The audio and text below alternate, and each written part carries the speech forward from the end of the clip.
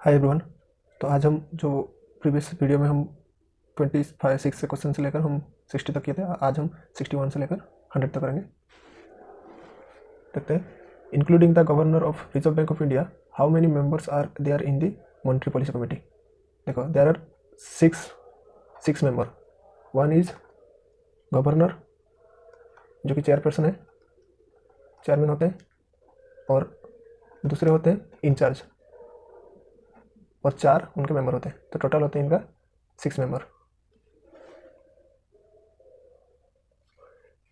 The currency to deposit ratio of an economy is 0.2 and the reserve deposit ratio is 0.1. Value of money multiplier. Money multiplier का formula है CDR plus 1 divided by CDR plus RDR. CDR is nothing but cash deposit ratio या फिर currency deposit ratio. RDR is reserve deposit ratio. बस just put the value. CDR is 0.2 plus 1 divided by 0.2 plus RDR is 0.1. So it is 1.2.3, that is 4. Answer is 4. Next देखते हैं.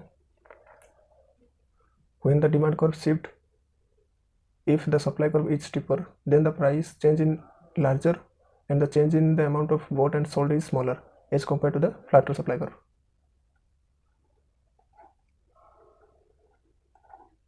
When demand curve is shift, एक demand curve है, अगर shift करता है, supply curve क्या है, स्टीपर, सप्लाई कर्व स्टीपर है, then the price change is larger as compare to the flatter. तो एक हम फ्लैटर खींचते हैं, ये मान लें फ्लैटर सप्लाई कर्व। तो ये फर्स्ट प्राइस था, ये प्राइस था और ये क्वांटिटी। जब स्टीपर रहता है तो प्राइस में इतना चेंज होता है, जब फ्लैटर रहता है प्राइस इतना चेंज होता है। और जब स्टीपर रहता है क्वांटिटी इतना होता है, और फ्लैटर रहता है तो क्वांटिटी इतना होता है। तो इसका मतलब जो स्टीपर, अगर सप्लाई कर्व स्टीपर है तो क्वांटिटी में कम चेंज होगा as compare to flatter supply curve. Price में ज़्यादा चेंज होगा as compare to flatter supply curve. The answer is statement is correct. When the supply curve shift,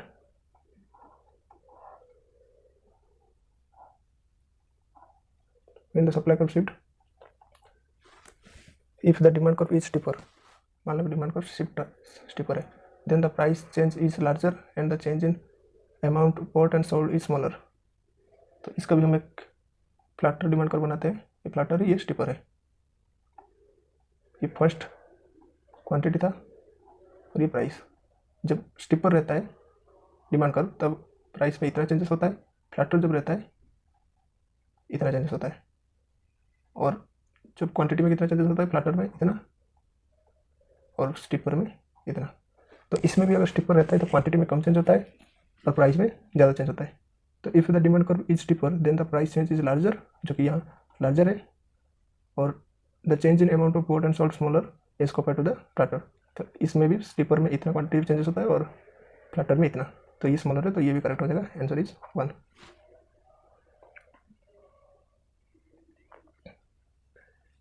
given below statement for a differential equation x dot plus a x equal to b. मान लो एक differential equation है x dot plus a x equal to b. X dot का मतलब है कि first derivative हो गया है। For a not equal to 0, function x equal to a x dot equal to b minus a x, and the equilibrium is eight x equal to b by a. Equilibrium क्या कैसे होता है, first derivative हम this equilibrium is stable. तो जब stable equilibrium का condition ये होता है कि सेकंड डेरिवेटिव जो है, जो सेकंड डेरिवेटिव होगा वो लेस देन होना चाहिए 0, मतलब नेगेटिव होनी चाहिए। तो यहाँ इक्विलिब्रियम पॉइंट में x equal to b by a, ये कैसे हुआ, फर्स्ट डेरिवेटिव इक्वल टू हम 0 करते हैं। तो अगर ये first derivative B minus a x है, जो कि यहाँ दे रखे हैं एक्स डॉट इक्वल टू, मतलब ये फर्स्ट डेरिवेटिव है। तो ये अगर b equal to a x है तो इसको हम इक्वल 0 करते हैं फर्स्ट डेरिवेटिव में, तभी इक्विलिब्रियम आएगा। तो अगर इसको 0 करेंगे तो ये इसको उधर लेके चले जाएंगे, तो ये हो जाएगा b equal to a x, तो b by a equal to x. तो ये जो है इक्विलिब्रियम पॉइंट है, जो कि ये है। तो this equilibrium is stable for a greater than 0। तो ये स्टेबल है कि नहीं तो हम चेक करेंगे। तो ये फर्स्ट डेरिवेटिव था, तो दोबारा हम इसको डेरिवेटिव करेंगे, जो सेकंड डेरिवेटिव जो कि है एक्स डबल डॉट, तो इसको अगर डेरिवेटिव करेंगे तो ये हो जाएगा, ये तो 0 हो जाएगा और ये एक्स 1 हो जाएगा, तो ये बचा माइनस ए। तो सेकंड डेरिवेटिव जो है वो नेगेटिव में आ गया, मतलब ये स्टेबल है। कब होगा? जब ए ग्रेटर देन 0 होगा। अगर ए का वैल्यू नेगेटिव में होता, लेस देन 0 होता, तो ए अगर हम मान लो कि -1 होता, तो ये -1 और ये माइनस माइनस माइनस प्लस हो जाता। तो अगर ए पॉजिटिव होगा तब जाके इसका जो सेकंड डेरिवेटिव है वो नेगेटिव रहेगा, तब जाके ये स्टेबल इक्विलिब्रियम हो पाएगा। तो ये आंसर, ये जो असर्शन है ये करेक्ट है। The equilibrium is obtained for x = b - x, ax = 0 and or x = b by a. Stability is obtained when function is less than 0 where f of x = -a and so equilibrium is stable for if वही है। अगर second derivative जो -a आया, अगर a greater than 0 हुआ तब जाके ये माइनस में आएगा, तब जाके स्टेबल हो पाएगा। तो इसका रीजन भी ये भी करेक्ट है। तो answer is 1।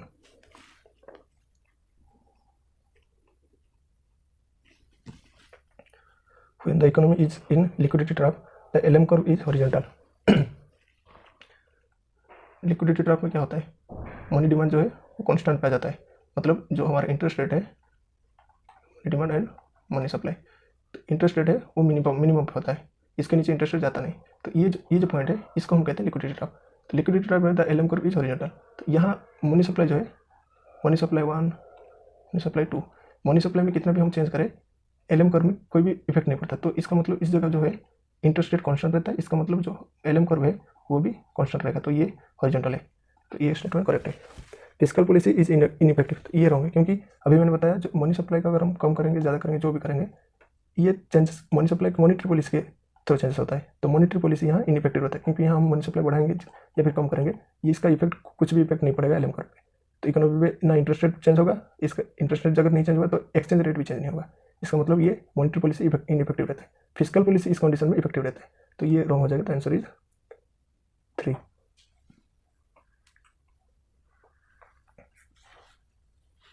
The committee to review the working of monetary system headed by, ये होगा आंसर 2, सुखामय चक्रवर्ती।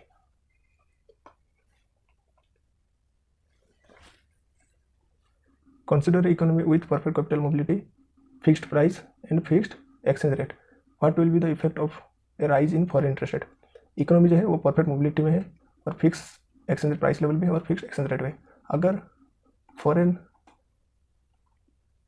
फॉरेन इंटरेस्ट रेट इंक्रीज हुआ तो डोमेस्टिक आउटपुट में क्या इफेक्ट होगा? तो अगर देखो, अगर फॉरेन इंटरेस्ट रेट इंक्रीज हुआ तो कैपिटल आउटफ्लो होगा, मतलब डोमेस्टिक कंट्री से करेंसी बाहर के देशों में चला जाएगा। उस वजह से क्या होगा, अगर यहाँ फ्लेक्सिबल एक्सचेंज रेट होता या फिर फ्लोटिंग एक्सचेंज रेट, तो हमारा करेंसी एप्रिशिएट हो जाता, सॉरी डिप्रिशिएट हो जाता डोमेस्टिक करेंसी। अगर फ्लेक्सिबल होता तो डोमेस्टिक करेंसी डिप्रिशिएट हो जाता, उसके वजह से हमारा जो एक्सपोर्ट है वो बढ़ जाता, इसका मतलब हमारा इनकम बढ़ जाता। पर यहाँ है फिक्स एक्सचेंज रेट, इसका मतलब अगर हमारा कैपिटल आउटफ्लो बाहर हो जाता है तो हमारा इन्वेस्टमेंट, जो डोमेस्टिक इन्वेस्टमेंट है वो गिर जाएगा, डोमेस्टिक इन्वेस्टमेंट गिर जाएगा because of foreign interest rate increases.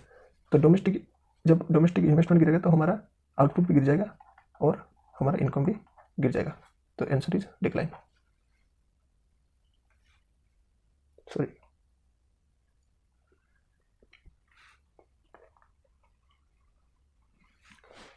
एक इसको इंटीग्रेट करना है, तो इसको हम ऐसे करते हैं कि पहले ये वाला को इसको सॉल्व करते हैं। तो इसको हम पहले आप एक कंडीशन देखते हैं कि जो n ln x, तो इसको हम ऐसे भी लिख सकते हैं ln x n, इसको हम ऐसे लिख सकते हैं। तो हम ये वाला जो कंडीशन है इसमें अप्लाई करेंगे। तो ये e के पावर में है 8 ln, तो इसको हम ऐसे लिखते हैं e के power ln x 8 minus e ln x 4 upon e ln x 4 minus e power में ln x उसका पावर में 2। तो इसको हम ऐसे लिख सकते हैं। अब इसको समझते हैं, ln का मतलब होता है कि बेस में e होता है, तो इसके प्रॉपर्टीज के वाइज e ln जो रहता है तो ये कट के 1 हो जाता है। तो इसको हम, और जो पावर में जो होता है ये आगे मल्टीप्लाई हो जाता है e के साथ। तो अगर ये पावर में सारे मल्टीप्लाई हो जाए बेस के साथ तो ये नीचे सब आ जाएंगे, तो ये हो जाएगा x8 minus x4 divide by x4 minus x²। अब ये हमारा आ गया सॉल्व करने के बाद। तो इसको हम नेक्स्ट सॉल्व कर सकते हैं ऐसे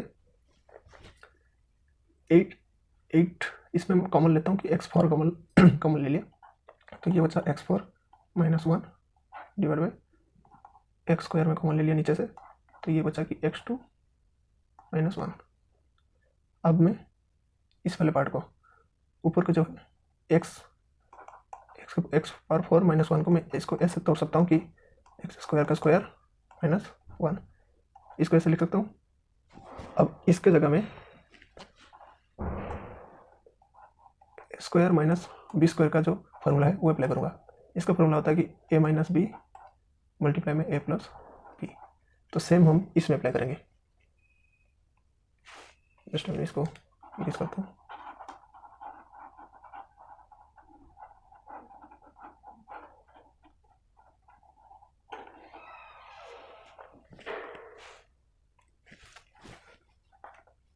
देखो इसको इस x4 को मैं ऐसे लिख सकता हूँ। जस्ट मिनट,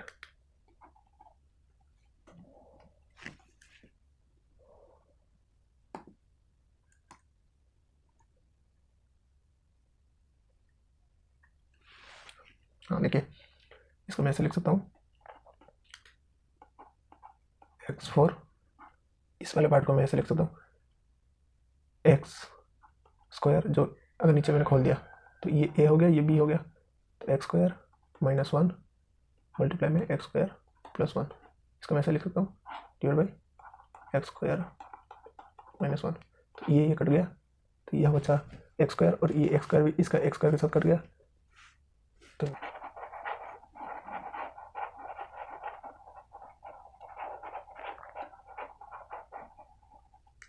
देखो हमारा बचा था x4 माइनस में हमारा बचा था क्या, सॉरी x4 प्लस x², ये मिला था है ना। तो इसको हम इंटीग्रेटेड करेंगे अब। तो जब इंटीग्रेशन कर रहे थे तो पावर में dx, तो इसमें एक जुड़ जाता है, तो ये x5 डिवाइड बाई 5 हो जाएगा plus x³ divide by 3 plus c। तो ये आ जाएगा answer is 2।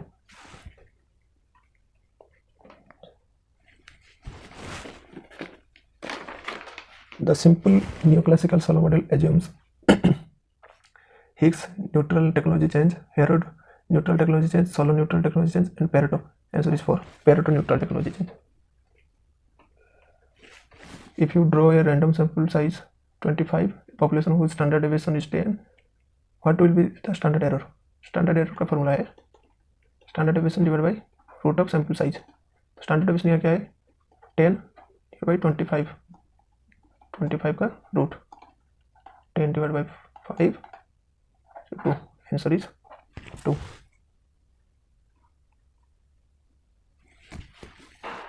Suppose that the manager of a store estimate the probability of any customer entering the store making a purchase is 0.3. What is the expected number of the customers making a purchase from a randomly selected set of 10 customer?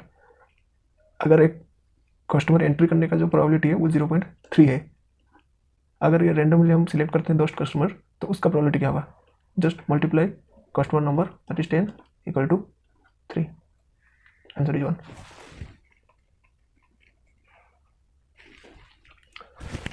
For the utility function xy and given budget constant, what is the optimum bundle of consumption of x and y? तो optimum bundle of consumption हमें इसको ऐसा करेंगे, इस दो method से ये हो सकता है, एक तो लैग्रेंजियन मल्टीप्लायर से हम निकाल सकते हैं और एक MRS।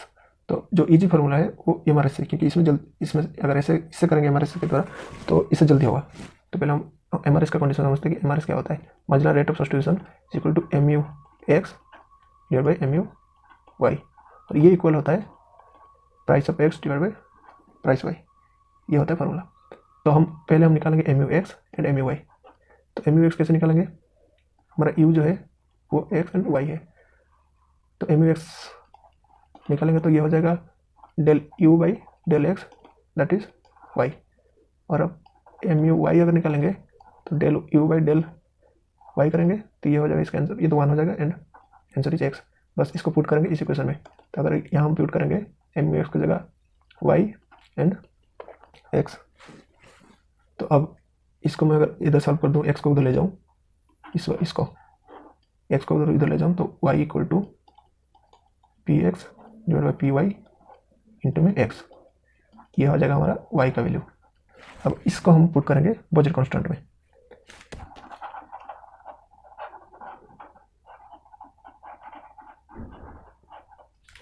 तो हम इसको बजट कांस्टेंट में पुट करेंगे, तो budget constant is m equal to p x x plus में पी वाई एंड वाई का वैल्यू है ये, that is p x by p y into में एक्स।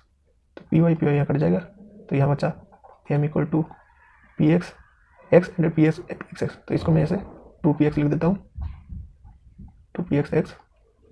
तो अब 2px एक्स को मैं नीचे ले आऊँगा इधर, तो ये हो जाएगा m by 2px equal to x. ये हमारा आ गया एक्स का, सेम एक्स का वैल्यू हम इस एक्स की जगह पुट कर देंगे वाई की जगह, तो ये हो जाएगा y equal to p x by p y into में m by 2px, p x cut जाएगा, तो ये बचा m by 2py, that is y. तो आंसर इज 2।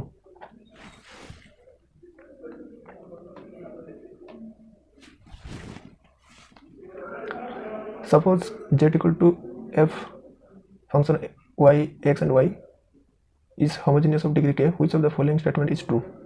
देखो फर्स्ट अगर इसका अगर होमोजेनियस k है, तो इसका अगर फर्स्ट डेरिवेटिव करेंगे तो ये k माइनस 1 होना चाहिए, तो ये अगर ये गलत हो जाएगा। और सेकंड डेरिवेटिव कर रहे हैं तो k माइनस 2 होना चाहिए, ये भी गलत है। तो यहाँ अगर सेकंड डेरिवेटिव कर रहे हैं विथ रिस्पेक्ट टू y तो k माइनस 2, तो ये करेक्ट हो जाएगा। इसमें भी ये भी गलत है, answer is 3।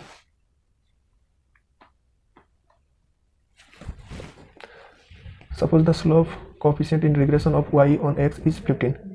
What will be the slope coefficient in regression? Slope coefficient y equal to alpha plus beta x। तो ये b है, ये है स्लोप कोफिशिएंट। तो ये जो स्लोप कोफिशिएंट है वो 15 बता रहा है। अगर हम y में 10 ऐड कर देंगे और प्लस बीटा x में 5 माइनस कर देंगे, तो स्लोप ऑफ कोफिशिएंट क्या होगा? देखो अगर बीटा स्लोप ऑफ कोफिशिएंट क्या बताता है कि x में चेंज होने से y में कितना चेंज होगा, तो ये जो कांस्टेंट टर्म ये तो कांस्टेंट रहेगा ना, इसमें तो कोई चेंजेस नहीं आएगा, क्योंकि इस हम चेंजेस तो x में और y में कर रहे हैं। ये जो इसका जो वैल्यू है ये तो कांस्टेंट सेम ही रहेगा ना, तो ये होगा अनचेंज, मतलब 15 ही, जो पहले 15 है तो नेक्स्ट भी कोई 15 ही रहेगा। तो आंसर इज 3।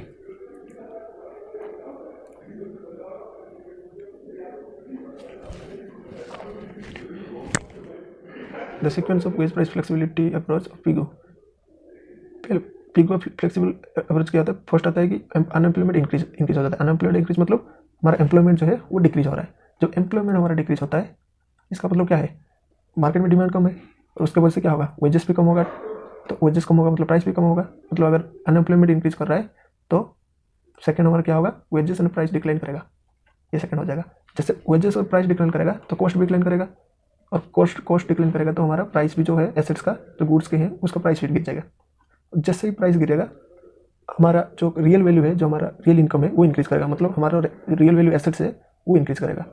तो उसके बाद जैसे हमारा इनकम इंक्रीज करेगा तो हमारा सेविंग लेस होगा, हमारा कंजप्शन बढ़ेगा, कंजप्शन जैसे बढ़ेगा हमारा तो आउटपुट भी रह जाएगा। तो ये होगा लास्ट में, तो ये इसका आंसर हो जाएगा DACBE। Answer is 3।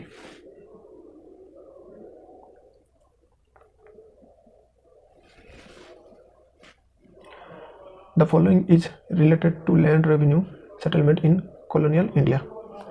Colonial India में land settlement कैसे होता है? Bengal and Bihar had permanent land revenue settlement? नहीं। All religions had the same land revenue? ये भी गलत है। Bengal and Bihar are permanent settlement and UP had Mahalwari system, ये करेक्ट है। बंगाल एंड बिहार had माइटवारी सिस्टम, ये भी गलत है। UP and Punjab had Mahalwari system and Deccan and Madras presidency had रोटरी सिस्टम, तो ये भी करेक्ट है। तो answer is 4।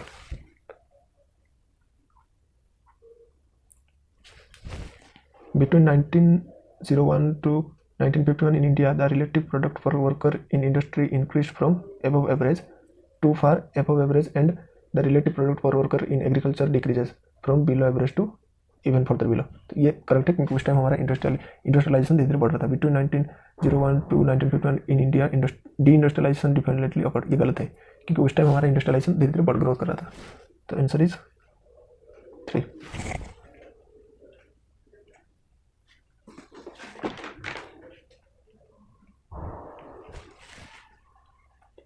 While calculating GDP using the expenditure approach, the value of imports is subtracted.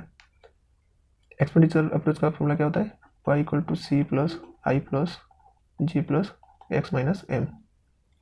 तो while calculating GDP using the expenditure the value of import is subtracted. Import हमारा subtract होता है, इसका मतलब ये करेक्ट है। इंपोर्ट आर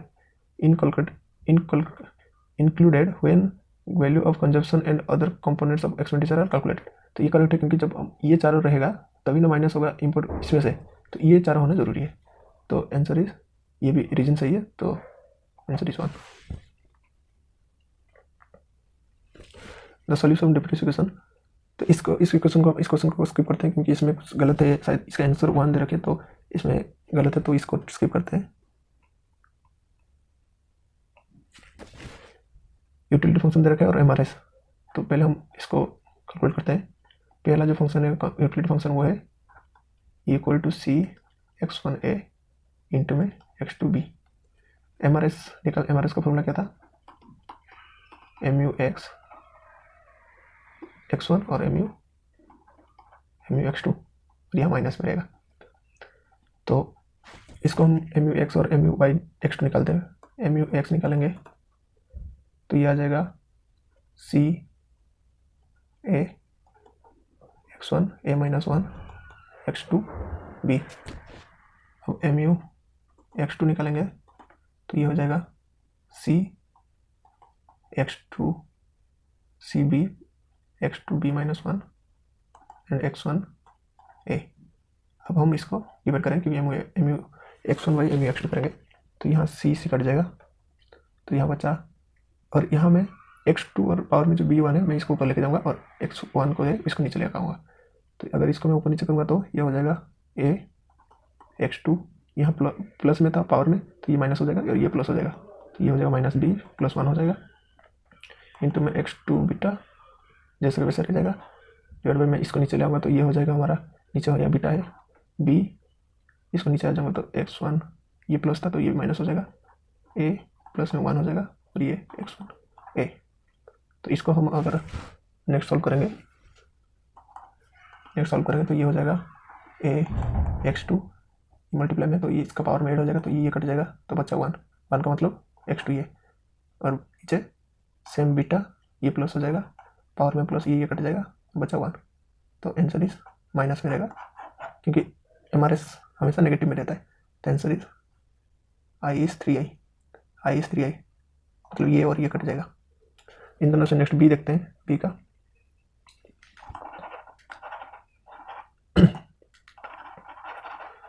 जस्ट एक minute,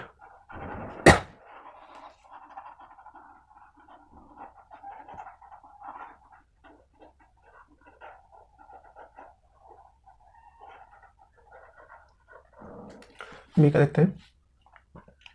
x1 plus 2 multiply में x2 प्लस 1। इसको पहले हम इसको सॉल्व कर देते हैं पूरा इस इक्वेशन की, तो ये हो जाएगा x1 x2 प्लस x1, ये हो जाएगा 2x2 प्लस 2। अब हम निकालेंगे इसको mu(x) बाई mu(y). तो mu(x) क्या हो जाएगा, ये 1 हो जाएगा तो यहाँ बचेगा x2 प्लस mu(x1) ये 1 हो जाएगा, ये भी 0 हो जाएगा, ये भी 0 हो जाएगा। नेक्स्ट mu(y) क्या निकालेंगे? mu(y) क्या होगा, ये 1 हो जाएगा तो यहाँ बचेगा x1 प्लस में ये 0 हो जाएगा, और यहाँ x2 था तो ये 1 हो जाएगा तो यहाँ बचेगा 2 और ये 0 हो जाएगा। बस इसमें माइनस लगा दो, ये हो गया 2:i। तो आंसर इज 3। नेक्स्ट सॉल्व करने की जरूरत नहीं है, सारे सॉल्व करने की जरूरत नहीं होता, एग्जाम में इतना टाइम नहीं होता कि हम सब चीज सॉल्व करें, तो 1-2 ही हम सॉल्व करना होता है। नेक्स्ट देखते हैं।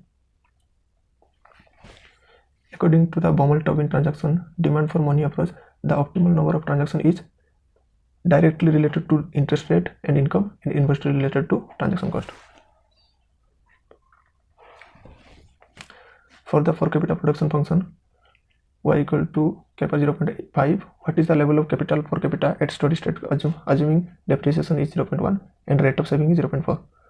The rate of growth of population is assumed as 0. तो इसका पहले हम स्टडी स्टेट ग्रोथ का हम फॉर्मूला लिखते हैं, जो कि है saving rate of saving divide by del, जो कि हमारा डेप्रिसिएशन है, plus population growth equal to actual capital divide by function of capital. ये हमारा होता है स्टडी स्टेट ग्रोथ का फॉर्मूला। तो बस हम, और ये हमारा जो स्टडी स्टेट का कैपिटल जो होता है ये इसका वैल्यू होता है, टोटल वैल्यू। तो हम यहाँ पहले निकालेंगे, इसमें बस पुट करनी है। सेविंग रेट ऑफ सेविंग क्या दे रखे, रेट ऑफ सेविंग है 0.4, यहाँ दे रखे हैं कि डेप्रिसिएशन 0.1 एंड पॉपुलेशन 0, तो नीचे बस डेप्रिसिएशन 0.1 रहेगा equal to constant capital divide by function of capital. Function of capital क्या है, के की पावर 0.5 है ये है।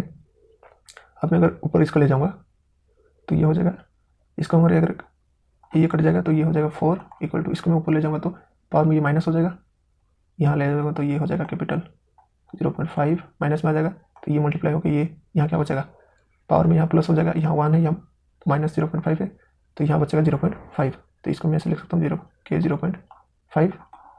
अब इसको हम के निकालने के लिए हम क्या करेंगे, इसमें स्क्वायर करेंगे। तो इसमें अगर स्क्वायर करेंगे तो लेफ्ट हैंड साइड भी स्क्वायर करना पड़ेगा, तो बस k equal to 4 square equal to 16। Answer is 3। Fully sterilized intervention by the central bank at the time of capital inflow leads to which of the following changes in central bank balance sheet. जब capital inflow हो रहा है तो हमारा economic condition क्या होता है, जब हमारा कैपिटल इनफ्लो हो रहा है, कैपिटल इनफ्लो, जैसे कैपिटल हमारा इनफ्लो होगा, फॉरेन एसेट्स क्या होगा, हमारा डोमेस्टिक कंट्री में क्या होगा, फॉरेन एसेट्स जो है वो इंक्रीज करेगा। फॉरेन एक्सचेंज रेट जैसे फॉरेन एसेट जब इंक्रीज करेगा मतलब फॉरेन करेंसी बढ़ेगा, और हमारा जो करेंसी है वो एप्रिशिएट कर जाएगा। जैसे करेंसी हमारा एप्रिशिएट करेगा तो हमारा एक्सपोर्ट भी डाउन होगा, और एक्सपोर्ट डाउन होगा तो हमारा इनकम भी डाउन होगा। जैसे हमारा इनकम डाउन होगा तो हमारा डोमेस्टिक एसेट्स भी डाउन हो जाएगा। देखो जैसे कैपिटल इनफ्लो हुआ मतलब बाहर की करेंसी हमारे देश में आया तो हमारा फॉरेन एसेट्स है डोमेस्टिक में वो इंक्रीज हो गया। जैसे हमारे फॉरेन एसेट्स जब जैसे कैपिटल इनफ्लो होता है हमारा, तो हमारा करेंसी क्या होता है, एप्रिशिएट कर जाता है। एप्रिशिएट करेगा मतलब हमारा एक्सपोर्ट गिर जाएगा, एक्सपोर्ट गिरेगा मतलब हमारा इनकम भी गिर जाएगा, और इनकम गिरेगा मतलब हमारा डोमेस्टिक एसेट्स भी गिर जाएगा। तो answer is 2। Sorry, rise in foreign assets and decline in domestic assets 1।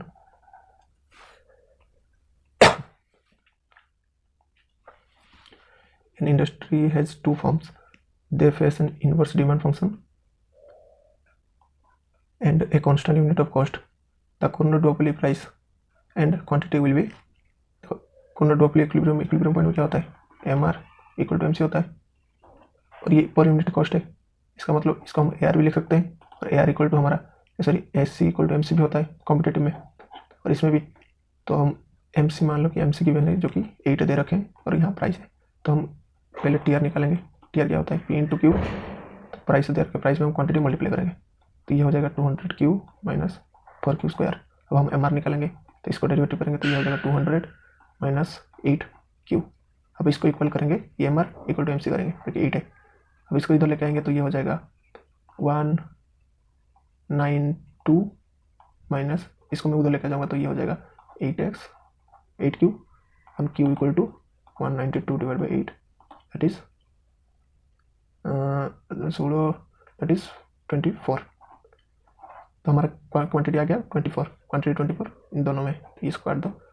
अब इसको क्वांटिटी को हम पुट करेंगे प्राइस में, 200 minus 4 24 that is 200 minus 96 3104। Answer is 3। Find the dy by dx। पहले हम ना इसको इसको सॉल्व करते हैं। इसको हम अगर सॉल्व करेंगे तो ये हो जाएगा, हम इसको ऐसे लिख सकते हैं x रूट 1 प्लस वाई, ये वाले पार्ट में इधर लिख आता हूँ, तो ये हो जाएगा प्लस में था तो इधर आएगा माइनस हो जाएगा, minus y root of 1 plus x. अब इसको नेक्स्ट सॉल्व करते हैं, इसमें हम पहले रूट हटाएंगे, तो रूट हटाने के लिए हम क्या करना पड़ेगा, स्क्वायर करना पड़ेगा।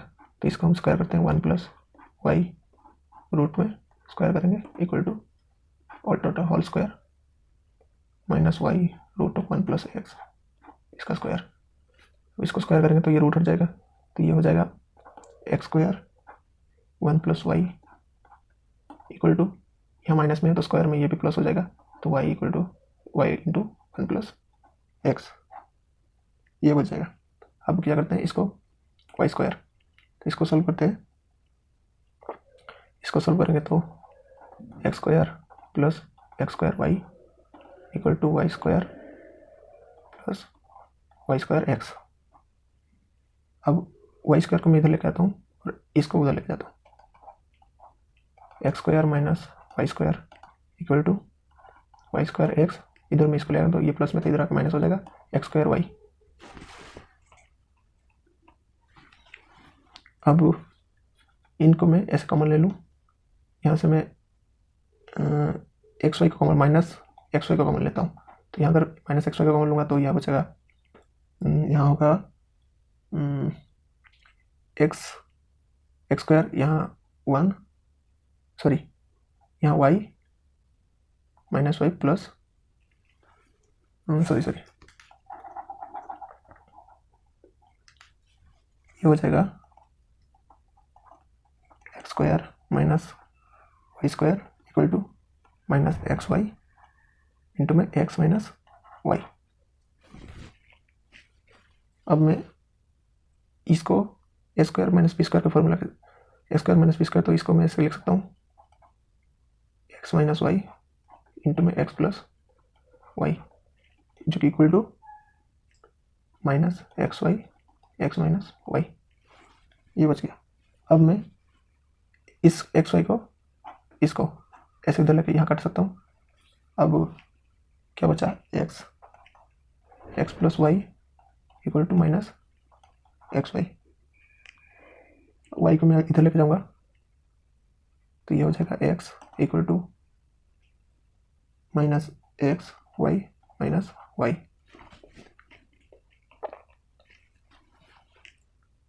अब इनमें से मैं y कॉमन ले लूँगा तो ये हो जाएगा माइनस y कॉमन ले लूँगा तो ये हो जाएगा x और ये प्लस में 1। अब मैं इसको, ये जो है x + 1 को मैं इधर लेकर आऊँगा क्योंकि हमें y निकालना है, तो मैं अगर इसको इधर लेकर जाऊँगा y को इधर लेकर आऊँगा तो ये हो जाएगा प्लस में, ये इधर जाएगा तो माइनस x में, और इसको नीचे ले आऊँगा तो ये हो जाएगा x + 1। ये हमारा y आ गया। अब हम इसको नेक्स्ट डेरिवेटिव करेंगे, dy/dx। प्रोडक्ट रूल हम यहाँ से रिकॉसेंट रूल यूज करेंगे, तो ये हो जाएगा x + 1 1 + x लिख रहा हूँ, 1 + x इंटू में 1 माइनस x इंटू में 1 डिवाइड बाई 1 + x का स्क्वायर। तो ये यहाँ मल्टीप्लाई होकर ये हो जाएगा -1 प्लस में x minus x divide by 1 + x का स्क्वायर। तो ये x कट गया तो यहाँ बचा -1/1 + x स्क्वायर। तो ये हो जाएगा हमारा आंसर। Answer is 1।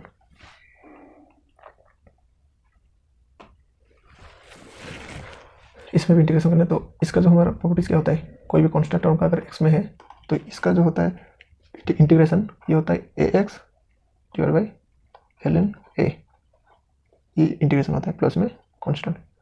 तो सेम यहाँ हम ऐसे करेंगे, 100x है तो 100 पर में x divide by ln 100 plus में c। तो आंसर इज 1।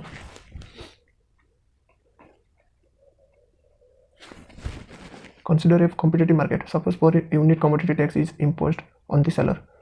कॉम्पिटिटिव मार्केट है और कमोडिटी का टैक्स है इम्पोज हो रहा है कमोडिटी के ऊपर, तो क्या इम्पैक्ट होगा, a tax on commodity creates a wedge between the price the buyer pay and the price which seller receive. ये करेक्ट है क्योंकि कॉम्पिटिटिव मार्केट में जो टैक्स है वो इनडायरेक्टली आ जाता है कंज्यूमर के ऊपर जो बायर रहता है, और बायर पे एड करता है गुड्स के थ्रू जो कि रिसीव करता है सेलर। तो ये करेक्ट हो जाएगा। Post tax equilibrium quantity increases, ये गलत है।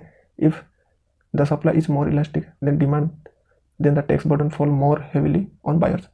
ये ध्यान रखना कि जिसका डिमांड इनइलास्टिक होगा ना तो उसको हमेशा लॉस ही होगा।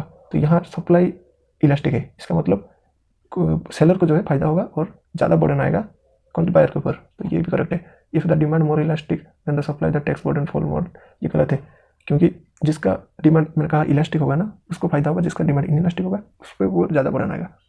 तो imposition of the tax creates dead weight loss, तो ये भी करेक्ट होगा क्योंकि टैक्स आने से डेड वेट लॉस इनके जाता है। Answer is ACE। Just a minute.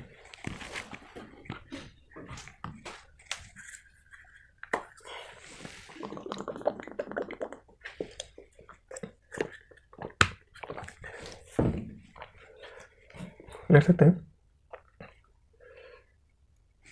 King demand करो under eligible necessary implies. King demand करो कैसा होता है? किंग डिमांड करो सॉरी किंग डिमांड करो ऐसे होता है, MC है ऐसे होता है, ये MC होता है। Discontinuity in marginal revenue schedule, क्योंकि यहाँ डिसकंटिन्यूटी रहता है मार्जिनल, ये करेक्ट है। A gap in marginal cost schedule, ये मार्जिनल कॉस्ट में कोई गैप नहीं होता, ये गलत है। Formal collusion in price determination, ये भी गलत है। The price need to be above marginal revenue, ये भी रॉन्ग है। The answer is a only. In 2020, a farmer purchased 5 new tractors at 2 lakh each. He sold his 5 old tractors to other farmers for 50,000 each in same year. The net increase in GDP 2020 due to this transaction was 12 lakh 50,000. GDP calculation में जो second hand cell होता है ना वो count नहीं होता। तो यहाँ जो होगा 5 ट्रैक्टर मतलब 2 लाख, इसका मतलब 10 लाख जो होगा हमारा नेट GDP होनी चाहिए। तो ये हो जाएगा गलत। In the 2020 farmer purchased 5 new tractors 2 lakh each, he sold 5 tractors to each other farmers for 50,000 each in the same year. The next increase in GDP for year 2020 due to this transaction was 10 lakh. तो ये correct होगा। The answer is 4।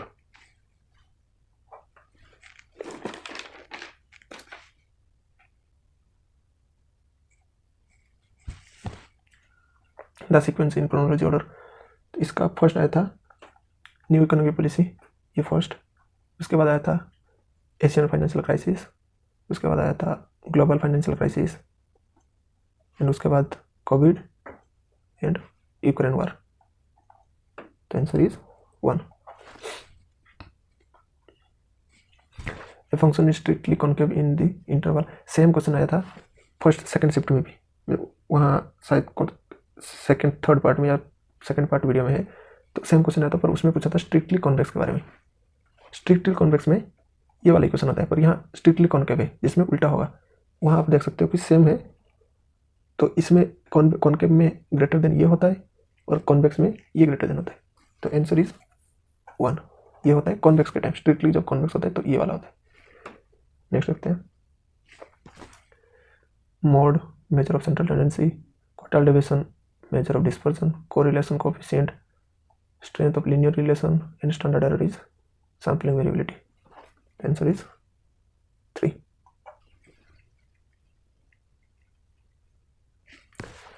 Quest theorem states that as long as property rights are defined and enforced, bargaining between parties can ensure an efficient outcome in the presence of externalities. Quest theorem का condition होता है, first condition होता है जो कि property right define हो। Second होता है कि जो ट्रांजैक्शन कॉस्ट वो लो हो, फ्यू पीपल हो, क्योंकि जो हमारे जो एक्सटर्नलिटीज जो है तो ये प्राइवेट मतलब विदाउट गवर्नमेंट इंटरवेंशन, कैसे प्राइवेट पार्टीज दोनों के बीच में एग्रीमेंट करके आपस में वो ठीक कर सकते हैं एक्सटर्नलिटीज, तो वो होता है क्वेस्ट थ्योरम। तो यहाँ जो पार्टीज भी है वो कम होनी चाहिए, तो फ्यू पीपल होनी चाहिए, और जो कॉस्ट है वो ज़्यादा होनी चाहिए बेनिफिट से। अगर कॉस्ट हमारा ज़्यादा पड़ रहा है तभी ना जाके हम एग्रीमेंट करेंगे, कुछ आपस में बात करेंगे। एक्सटर्नलिटी की वजह से कॉस्ट ज़्यादा होनी चाहिए बेनिफिट से। तो ये 3-4 कंडीशन है। तो यहाँ पूछ रहा है कि यहाँ कह रहा है कि Coase theorem state that the long as property rights are defined enforced bargaining between parties and can ensure the efficient outcome in the presence of externalities को कम करने के लिए क्वेस्ट थ्योरम आता है। तो ये करेक्ट है। The Assignment of property rights with bargaining among parties can resolve externalities problems when the number of parties involved is large. तो ये रॉन्ग है, मैं अभी बताया कि जो पार्टीज है वो स्मॉल होनी चाहिए, लार्ज होगा तो नहीं हो पाएगा ये। तो answer is 3।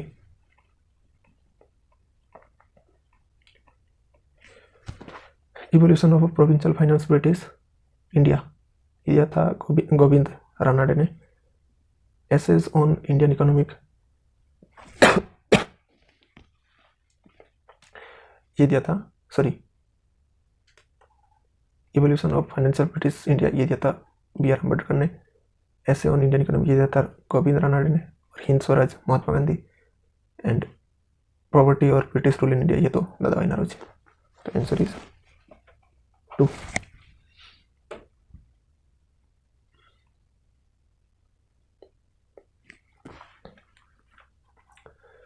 Arrange the following order occurrence starting from the earliest to latest.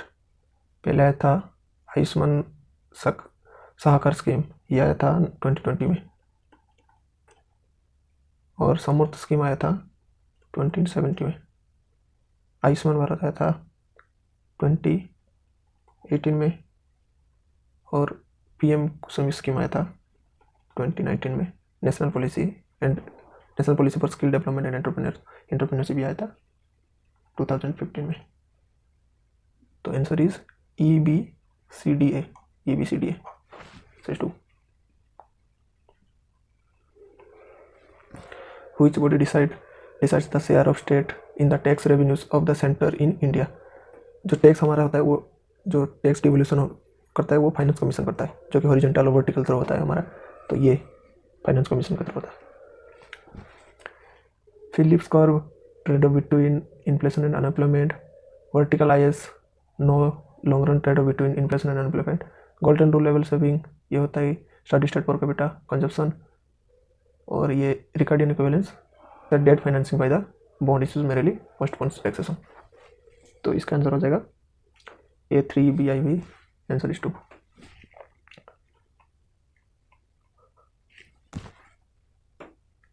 The demand for money L equal to 0.5y and the supply money है 500. In this case LM curve is vertical and defined by the LM curve क्या होता है, money demand equal to money supply 0.25y equal to 500। तो y equal to 500 divide by 0.525 equal to 200। तो income जब 2000, income में 2000 होगा। तो गलत हो जाएगा। तो हाँ, ये कंडीशन होता है जब फुल एम्प्लॉयमेंट होता है, मतलब क्लासिकल कंडीशन में। तो answer is 1। If countries up, मान लो कि ये एक कंट्री है और ये दूसरी country, are the opportunity cost, दो कंट्री का ये अपॉर्चुनिटी कॉस्ट है। तो producing x in terms of y in countries A and B and P price ratio, जो international price ratio PX/PY, both the country will go for complete specialization when मान लो कि ये दो country है और ये मान लो कि ये वाला जो कंट्री ये इंडिया है और ये USA है। इनका जो कॉस्ट है इंटरनेशनल प्राइस, जो ये हमारा अपॉर्चुनिटी कॉस्ट है गुड्स X बनाने का, मान लो कि इसका आंसर जो होगा ना, इसका आंसर होगा फर्स्ट वाला आंसर होगा। ये कैसे होगा देखो, समझते हैं। जो इंटरनेशनल प्राइस है, इंटरनेशनल प्राइस बड़ा है डोमेस्टिक इंडिया की अपॉर्चुनिटी कॉस्ट से। कैसे? अपॉर्चुनिटी कॉस्ट इससे कम है, इसका मतलब क्या है, वाई नीचे का वैल्यू बड़ा होगा, ऊपर का छोटा होगा। इसका मतलब इसको बनाने में ज़्यादा कॉस्ट लग रहा है, वाई को बनाने में, एक्स को बनाने में कम लग रहा है। तो इसको इंडिया एक्स मैन्युफैक्चरिंग करेगा, स्पेशलाइजेशन। और दूसरा USA जो है, इसका वैल्यू बड़ा है, कॉस्ट बड़ा है, क्योंकि इसको एक्स बनाने में ज़्यादा कॉस्ट लगता है और इसको कम, तो ये बनाएगा वाई। तो ये USA जो है सेकेंड कंट्री है, B कंट्री, ये वाई में स्पेशलाइजेशन करेगा। और डोमेस्टिक कंट्री जो इंडिया है, A कंट्री, ये एक्स में स्पेशलाइजेशन करेगा। तो आंसर हो जाएगा 1। Arrange the following in chronological order. ये फर्स्ट नेशनलाइजेशन ऑफ बैंक ये हुआ था 1969-70 में हुआ था। Establishment of RBI 1935, launch of MNREGA 2005, second 5 plan 1956, और एस्टेब्लिशमेंट ऑफ सेबी ये हुआ था 1988, जब नॉन स्टैट्यूटरी बॉडी था, और स्टैट्यूटरी बॉडी हुआ था 1992। तो एस्टेब्लिशमेंट पूछा है तो 1988। तो इसका नॉलेज कलर हो जाएगा बी फर्स्ट, बी।